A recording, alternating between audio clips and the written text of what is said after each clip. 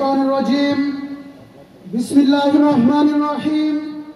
গণমানুষের প্রিয় সংগঠন বাংলাদেশ জামাত ইসলামী চরশাহী ইউনিয়ন জামাতের উদ্যোগে আয়োজিত আজকের এই সুবিশাল কর্মী সম্মেলনের সম্মানিত সভাপতি চরশাহীর গণমানুষের নেতা জননেতা জনাব মাওলানা নাজমুল ইসলাম শামীম ভাই, উপস্থিত সম্মানিত মেহমানবৃন্দ, আজকের এই কর্মী সম্মেলনে আগত সংগ্রামী সম্মানিত উপস্থিতি, আমরা আজকের এই কর্মী সম্মেলন থেকে এই কথা স্পষ্ট হয়ে যায়, চরশাহী ইউনিয়নের মাটি জামাত আর শিবিরের ঘাঁটি।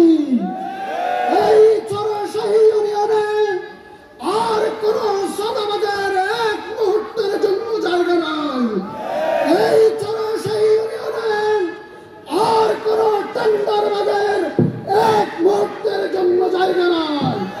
বিগত 17 বছরে যারা চরশাহী ইউনিয়নের মানুষদের উপর জুলুম নির্যাতন চালিয়েছে, আমার ভাইদেরকে ইউনিয়ন পরিষদে আটকে রেখে যারা নির্যাতন করেছেন, তাফসীর মাহফিলগুলো যারা বন্ধ করে দিয়েছেন, একজন আলেমকে স্টেজ থেকে যারা উঠিয়ে দিয়েছে, আমরা প্রশাসনের দৃষ্টি আকর্ষণ করছি, অতি দ্রুত তাদেরকে গ্রেপ্তার করে বিচারের আওতায় নিয়ে এসে শাস্তির ব্যবস্থা করতে হবে।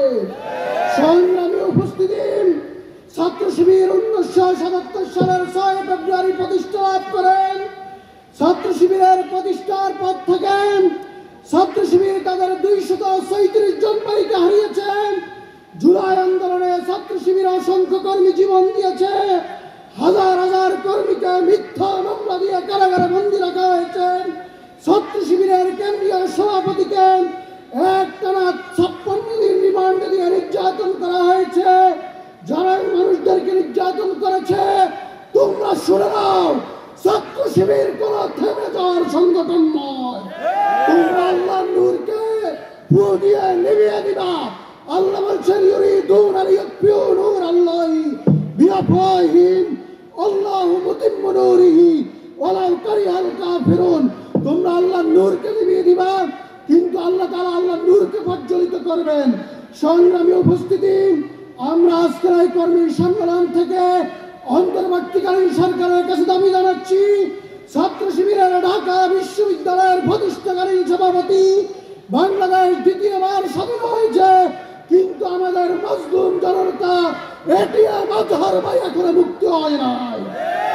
আপনারা যদি সামনে যে শুনানি ডেট রয়েছে, সেই ডেটে যদি আমাদের আজহার ভাইকে মুক্তির ব্যবস্থা না করে দেন, ছাত্র শিবির তাদের কেন্দ্রীয় সভাপতির নির্দেশনার আলোকে তাদের ঢাকা বিশ্ববিদ্যালয়ের সাবেক সভাপতিকে মুক্ত করার জন্য রাজপথে দুর্বার আন্দোলন গড়ে তুলবে ইনশাআল্লাহ। সর্বশেষ সবাইকে ছাত্র শিবির লক্ষ্মীপুর শহর শাখার পক্ষ থেকে ঈদের শুভেচ্ছা জানিয়ে আগামী দিনে লক্ষ্মীপুর 3 গড়ার জন্য ডক্টর রাজাউল করিম ভাইকে সংসদে পৌঁছে দেওয়ার আহ্বান জানিয়ে চরশাহী ইউনিয়নের গণমানুষের নেতা মাওলানা নাজমুল ইসলাম শামীম ভাইকে চেয়ারম্যানের সুযোগ করে দেওয়ার উদাত্ত আহ্বান জানিয়ে আমি আমার কথা শেষ করছি। আল্লাহ হাফেজ। বাংলাদেশ জিন্দাবাদ, ইসলামী ছাত্র শিবির জিন্দাবাদ।